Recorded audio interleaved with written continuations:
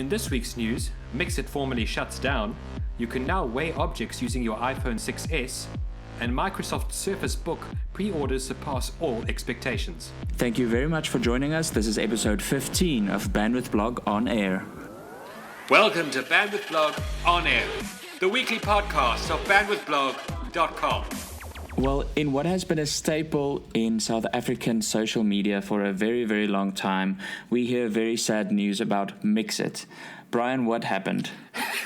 It feels almost awkward to do an obituary on Bandwidth Blog On Air, but this week has seen the unfortunate end of Mxit, which, as many South Africans will know, having grown up in the 2000s, was our very own messaging platform before the likes of BlackBerry Messenger and WhatsApp really reached us.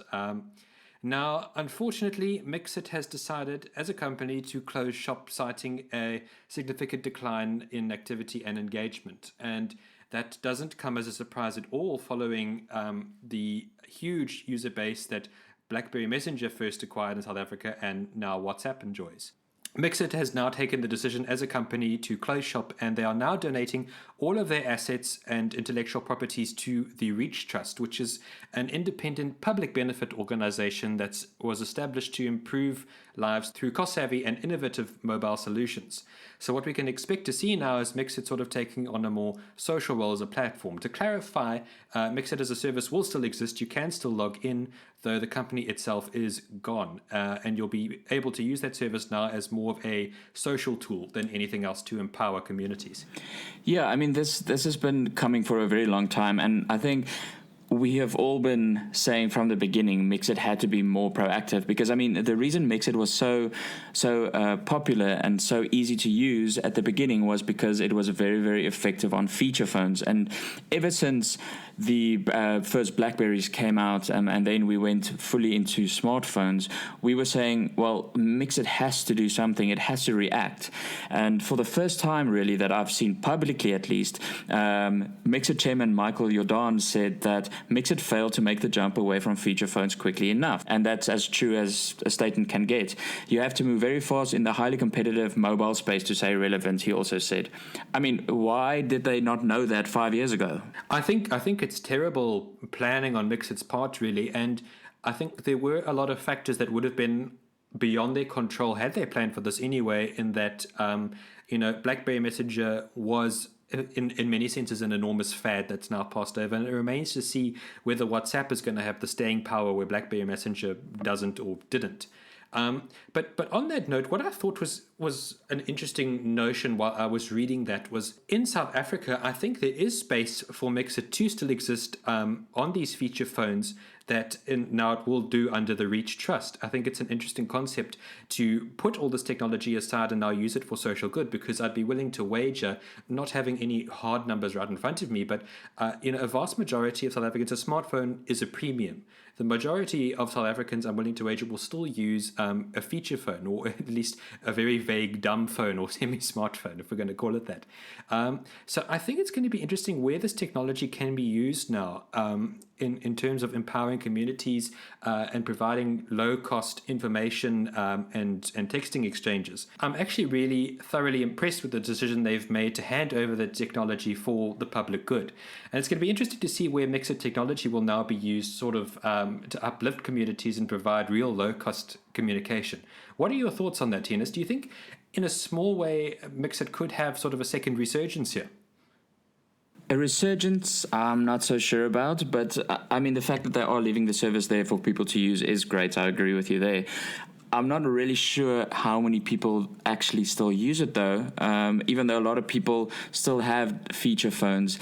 I mean, we're seeing very cheap smartphones penetrating the market now, and I can't imagine, and I can see feature phones being in the minority very soon. So the question is, I mean, even if there are still a couple of thousand people using it, I still think that most people will have a cheap smartphone and they'll move over to WhatsApp.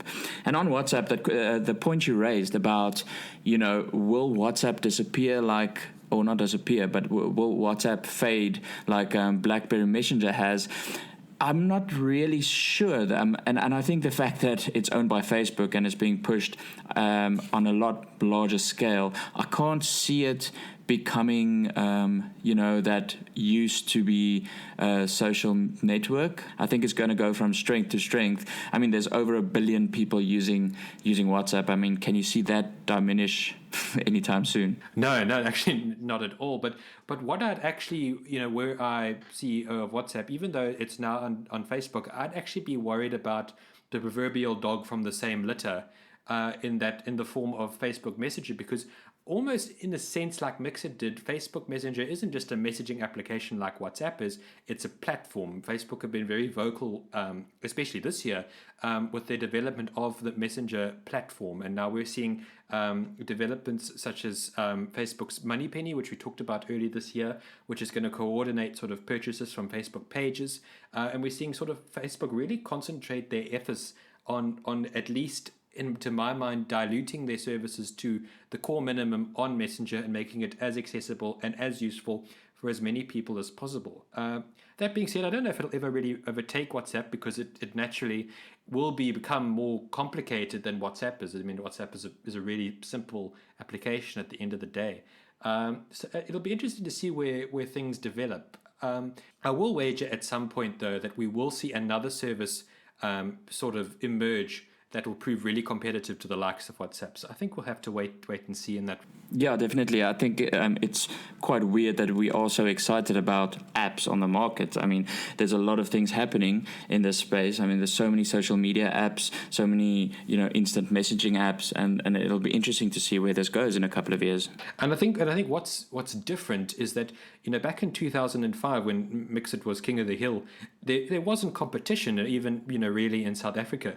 And now there's an abundance of it. We're looking at things like Telegram, Line, WeChat, more than I could probably even mention in this episode of Bandwidth Blog on Air, to even compete with WhatsApp. So it'll be interesting to see whether WhatsApp in years to come will still prove king of the proverbial hill or not. Now, we hear a lot about Apple in every year during the iPhone and iPad releases, talking about innovation. And we have heard something now which I find really, really special and interesting, in that you can now use your iPhone 6s using 3D Touch, or Force Touch as it was called, to weigh objects. Where do you think we're going with this, Theunis? It seems to me like a really, really interesting way to use your smartphone, and something that's really novel, at least to me. Really? You think so? I'm not so sure, but it's actually not a feature on the inherent to the iPhone. It's a new app that's been developed, and the reason it's significant is probably not because of what it does, but because people are actually using the 3D Touch technology. Apple itself basically created this technology so that people could enhance their applications or show more options on their applications quite easily, very much like a right click on a computer. But this is obviously a very novel idea of how to use 3D Touch. I don't know, Bryan, what do you want to weigh with your cell phone? I can't see this. Well, why I think it's novel to my mind, and it's interesting, is that it's, in a sense, it's now, for one of the first proper times we can actually talk about, is its smartphone transcending its own form. Functions of a smartphone have really been limited to what we see on a screen and what we're able to press. And 3D Touch, sort of as its name would suggest, brings that into an entirely new plane and lets us interact with the phone in a more novel way. And I might be sounding a little bit like an Apple PR executive, but it's the first sort of advent, to my mind, where we're able to use our phone functionally in a 3D space to do 3D tasks such as weigh a fruit, like we've seen in with this app now that's been released. Apple obviously will have strength now to come with the iPhone 7 or future iPhones to take this technology in a multitude of new ways, and we're going to have to wait and see where that goes. But to my mind, it's a really interesting demonstration of how Force Touch works, and it's not something you could find readily on a competing product such as, let's say, a flagship Android phone. Well, actually, that's where you're wrong. That's why you do sound like an Apple PR executive. We actually saw it with the Huawei Mate S that launched a while ago. So that functionality is actually inherent to the phone, and it's not an accompanying app. So yeah, I guess Huawei was there first. I guess so. That absolutely slipped my mind. Now that you mention it, it comes back to me. So if I do sound like an Apple PR executive, do forgive me. I hope to be as cynical of their products as I am of everything else.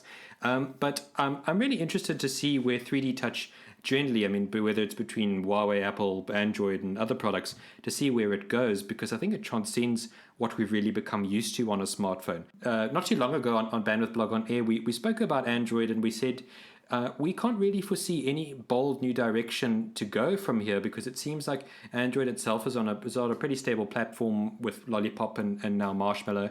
And I mean, iPhones, you could make the slogan for iPhone being more of the same every year, just slightly better.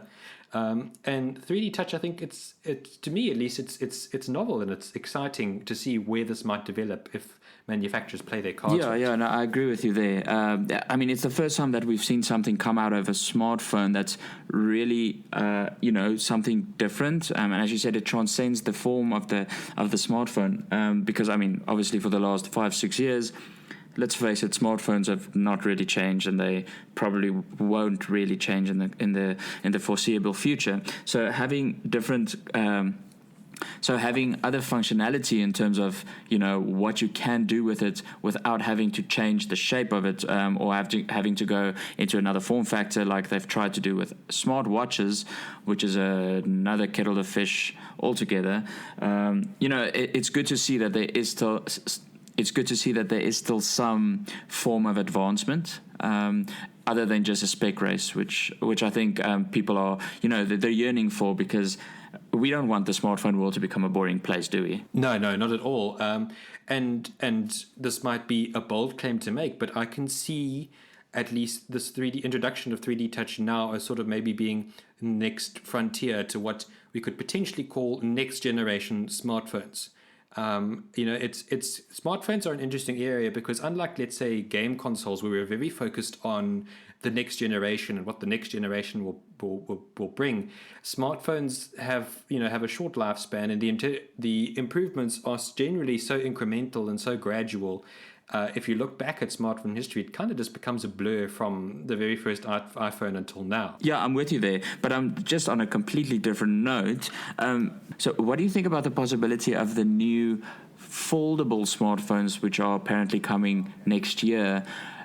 Maybe they could be that next generation. Do you think that ever happen? Do you think that could ever happen? Exactly. That's actually, you've hit very succinctly on what I was trying to say in a very elaborate manner. In that, I think it's time that, at least if we're going to consider a next generation smartphone, that smartphones transcend being a glass or plastic pane that we interact with. Smartphones, I think, to be really something novel, will have to interact with in 3D space. I mean, 3D Touch, I think, is an interesting way where we're beginning to see that. And now with Samsung's Project Valley device, which we don't know terribly much about yet, but those rumors do look tantalizing. It looks like we're going to see a smartphone now that's going to act as a 3D object rather than let's imagine our heads as a 2D plane. And I think that's interesting, because we might altogether begin seeing a totally new form for smartphones, because at the current point in history and in the present, we've really been interacting with glass and plastic panes, sort of rectangular devices, or at least semi-spherical that's curved to our hands. So I think it's going to be really interesting to see where Samsung are going and the ultimate project that they release. What are your thoughts on that, Theunis? Where can you see this going? I mean, with the Galaxy View tablet, we've seen now a tablet that has a really curved out folded stand, and it points to some really interesting design decisions from Samsung. Well, I'm really excited to see where we're going over the next couple of years. I think we've seen all we can see from the current form factors. I mean, up until now, it was just making the device as powerful and as fast and as beautiful as possible with the best camera. But that time is now kind of come and gone, and all smartphones, are more or less on the same level. You're really going to struggle to find a smartphone that is horribly under. You're really going to struggle to find a smartphone that's horribly underpowered, and also one that has a horrible camera, for example. I mean, it plateaus. It comes to that stage in the technology where, okay, where do we go from here? And I think that time is now. I mean, something needs to change for someone to step out of the shadows, if they are maybe in the shadows, or perhaps just take a bold step and, run away from the competition. And maybe this new foldable technology is it. I mean, we don't know. People thought that wearable technology would be it, and that kind of has faltered. So I'm really hoping that something really interesting and really new comes out of the labs in the next 6 months, and I won't be surprised if it does. What I thought is very interesting is that, ironically, as happened with tablets before, Microsoft introduced the tablet as a real concept, and now Apple's gone and taken and made millions with it with the iPad, and now arguably Android devices from there. But what Microsoft did now with the introduction of Windows 8 a few years ago, and now especially with Windows 10, is 2-in-1 devices, tablets and tablets and laptops being interchangeable. And now with Microsoft Surface Book, we see for the first time a laptop that's able to interact in a 3D space and is fully bendable, fully detachable, can function as two devices in one. Now we see, which I think is quite surprising, that Microsoft's pre-order list for the Surface Book has exceeded all expectations. Do you think that points to some of the hunger we're seeing for these kind of new form factor, new, exciting, innovative, novel devices? It has to be, right? I can't imagine that people saw that Surface Book and thought, oh, that's boring. I mean, it's such a cool idea, and it's something that at least the PC world has been yearning for such a long time. It went from, okay, this laptop does a lot of things on its own. Let's try to make it smaller, and we got notebooks, and now to have a PC computer that's a tablet, and then it becomes a laptop with a very, very interesting, clever hinge. I think that's what people were yearning for when tablets started coming out. The whole idea was that it would replace your laptop, and I think we might finally be coming to that point. Review Spotlight, where we discuss our thoughts on the latest review devices to reach our hands. In this week's Review Spotlight, we've got a very interesting device, which both of us have been looking forward to a lot, but lucky bastard that you are, Bryan, you've got it in your hands. Tell us more about the LG G4 Beat. Well, as you've said, I was really excited to get the Beat on my desk to review. As I've said early on episodes of Banner Blog on Air and on the site, I was a G3 Beat owner, and in all frankness, I found it a horrendous smartphone. I started off loving it, and I think I ended off hating it, because it really straddled that line in really difficult steps between being a desirable budget handset, and there were just too many flaws with it which I found undesirable. The build quality wasn't great. The software experience was laggy and unresponsive. The camera wasn't a great contender, and so I was looking forward to evaluating the G4 Beat now on two fronts, as sort of a budget version of the flagship G4 and as a successor to the G3 Beat. So what are your first impressions, at least? How long have you had the device? I've had the device for just shy of a week now, probably 4 to 5 days. And to be honest, it's early days still, but I'm really, really impressed. And I'm not impressed lightly. But LG have really taken a considerably good approach to refining the G4 Beat as they market it, which is a mid-range smartphone which brings premium features. Taking it out of the box, you'd actually be remiss for thinking it's a thoroughbred G4, because the looks are almost identical, save for it being a slightly smaller phone. It comes with two interchangeable backs, as well as a third, which is leather. Okay, it's black leather on my particular model, and I think that's a really, really great decision from LG to do that, because it lets you customize the device to your liking, and naturally I went for that. Well, that's great, Bryan. I really look forward to reading your review, and it sounds like you're still gonna have fun with that device for a week or so. Oh, I'm really gonna get into it and see if I can suss out all the differences that LG have made, both from an upgrade from the G3 Beat and, essentially a mid-range device from the G4. And I really look forward to getting into my thoughts on that in my full review. Great. We better at least go have a beer so that I can see it at least before we have to go and send it back. Definitely, we must do that. That's all for this episode of Bandwidth Blog on Air. Thank you very much for joining us. Be sure to check out bandwidthblog.com for our latest competition. We're giving away the Firefox OS device, the Alcatel One Touch Fire E. Be sure to check out its review, and also we talk about it in the review spotlight in Bandwidth Blog on Air episode 14. And if you answer a question on the website where you'll find the answer in the 14th episode, you'll get a lot more entries into the competition, so be sure to check that out. Thank you very much for joining us. Join us next week for episode 16 of Bandwidth Blog on Air. You've been listening to Bandwidth Blog on Air, the weekly podcast of bandwidthblog.com.